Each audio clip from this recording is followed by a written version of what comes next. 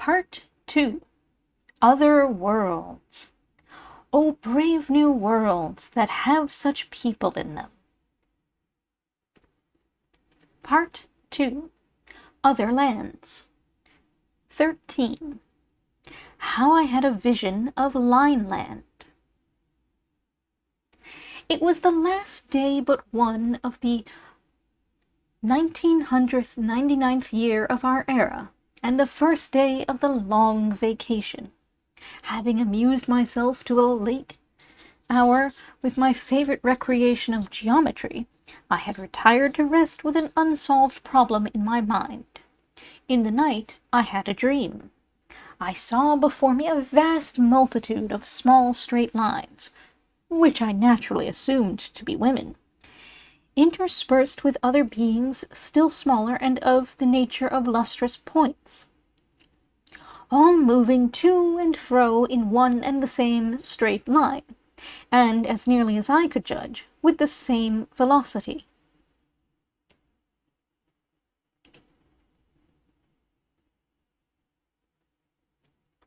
A noise of confused, multitudinous chirping or twittering issued from them at intervals as long as they were moving, but sometimes they ceased from motion, and then all was silence. Approaching one of the largest of what I thought to be women, I accosted her, but received no answer. A second and third appeal on my part were equally ineffectual. Losing patience at what appeared to me intolerable rudeness, I brought my mouth into a position full in front of her mouth so as to intercept her motion, and loudly repeated my question. "Woman, what signifies this concourse, and this strange and confused chirping, and this monotonous motion to and fro in one and the same straight line?"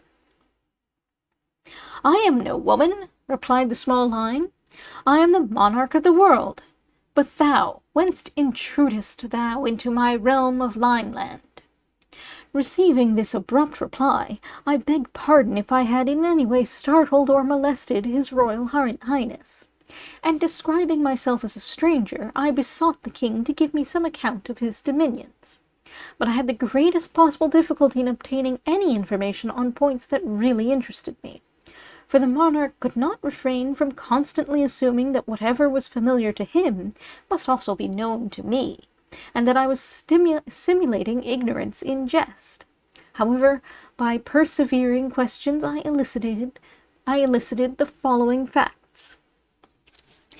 It seemed that this poor ignorant monarch, as he called himself, was persuaded that the straight line which he called his kingdom, and in which he passed his existence, constituted the whole of the world, and indeed the whole of space.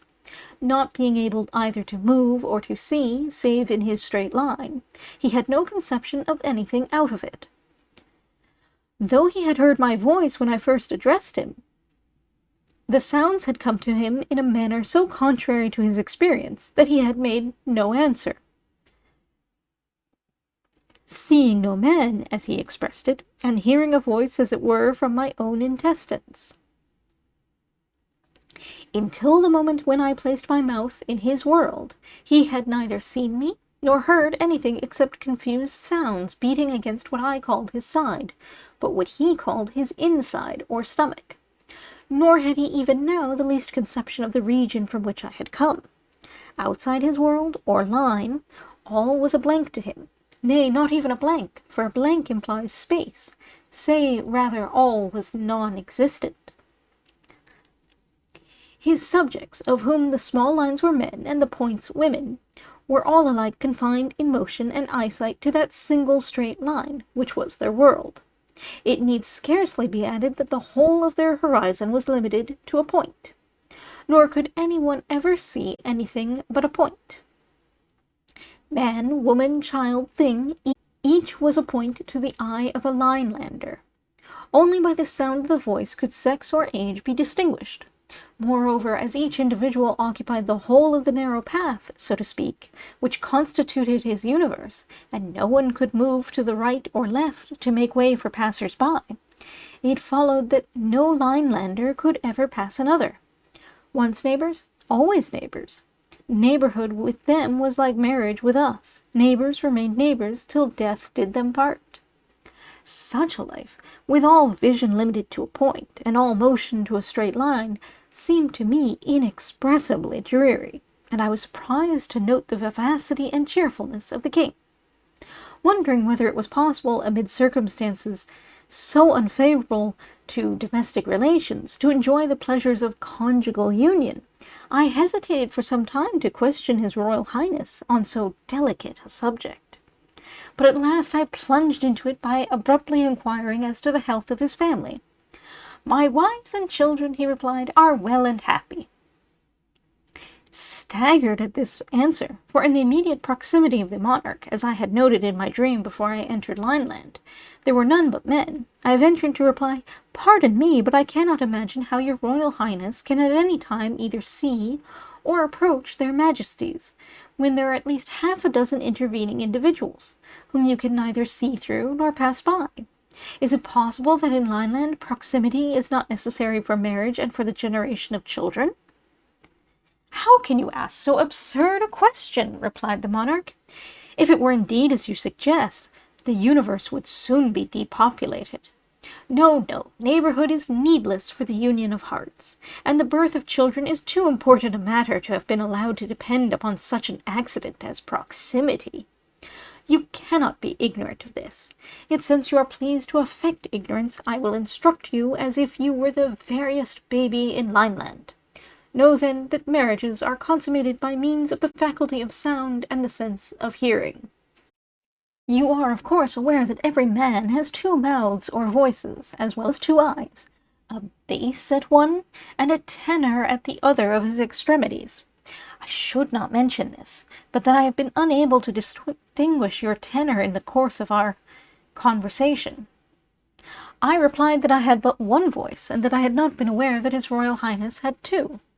"That confirms my impression," said the king, "that you are not a man, but a feminine monstrosity with a bass voice and an utterly uneducated ear. But to continue. Nature herself having ordained that every man should wed 2 wives. Why 2? Asked I. "You carry your affected simplicity too far," he cried.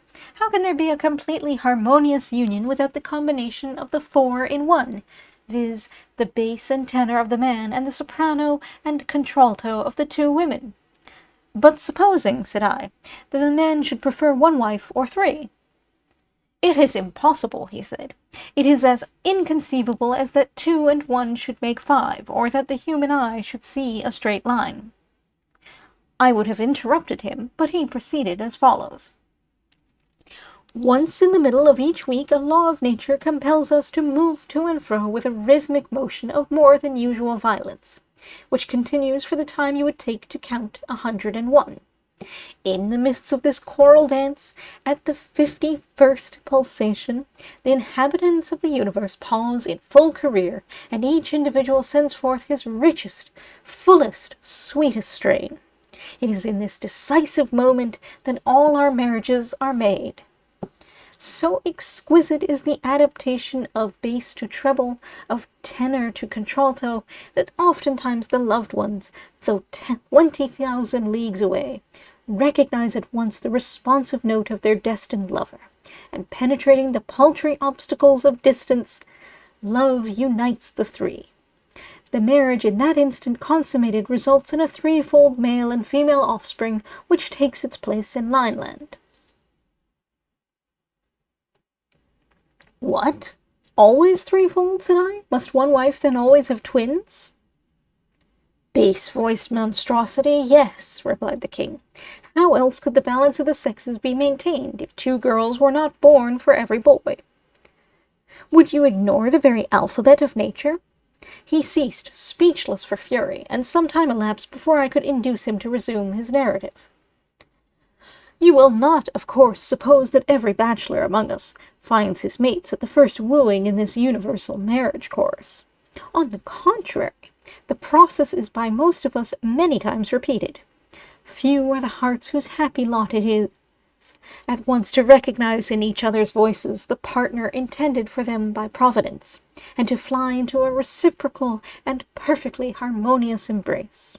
With most of us the courtship is of long duration, The wooers' voices may perhaps accord with one of the future wives, but not with both, or not at first with either. Or the soprano and contralto may not quite harmonize. In such cases, nature has provided that every weekly chorus shall bring the three lovers into closer harmony. Each trial of voice, each fresh discovery of discord, almost imperceptibly induces the less perfect to modify his or her vocal utterance so as to approximate to the more perfect. And after many trials and many approximations, the result is at last achieved. There comes a day at last when, while the wonted marriage chorus goes forth from universal Lineland, the three far-off lovers suddenly find themselves in exact harmony, and before they are aware, the wedded triplet is wrapped vocally into a duplicate embrace, and nature rejoices over one more marriage and over three more births.